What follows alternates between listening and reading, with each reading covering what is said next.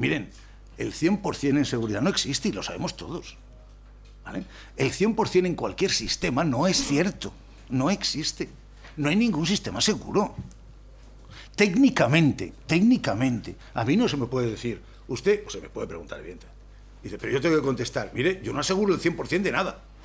Ni una baliza, ni una ATP, ni nada, nada.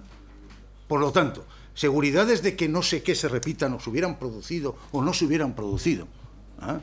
Eso no es un elemento técnico. Mire, nadie lo puede asegurar, nadie. Nadie. Con todos los sistemas técnicos hay accidentes, con todos. Entonces, ¿cómo decir con serenidad, sensatamente, que así lo hubiéramos evitado? ¿Por qué? ¿Por qué? Lo que pasa es que es más cómodo decirlo. Yo hubiera quedado como un señor diciendo que no. Yo he visto ese tren. Yo he visto ese tren. Y evidentemente no es un fallo de ruedas, y esta es mi opinión. Y si luego se demuestra cualquier cosa, estaría lo que se demuestre. Pero es mi opinión y la digo aquí. Están saliendo cosas por ahí curiosas.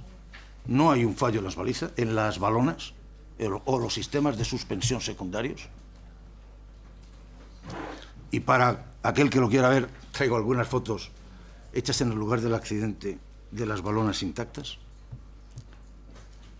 Es decir, yo creo que no se puede decir este tipo de cosas para sembrar quizá dudas o confusiones, no sé qué.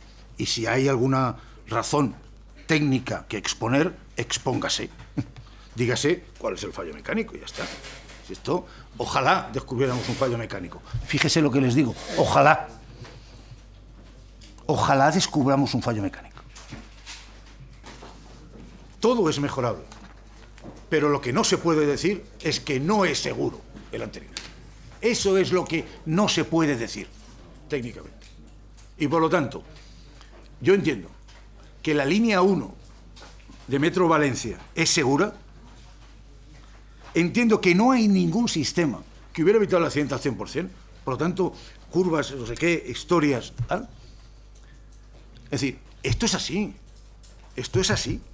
Y además creo que estas dos afirmaciones no son rebatibles. No son rebatibles. Y nada más.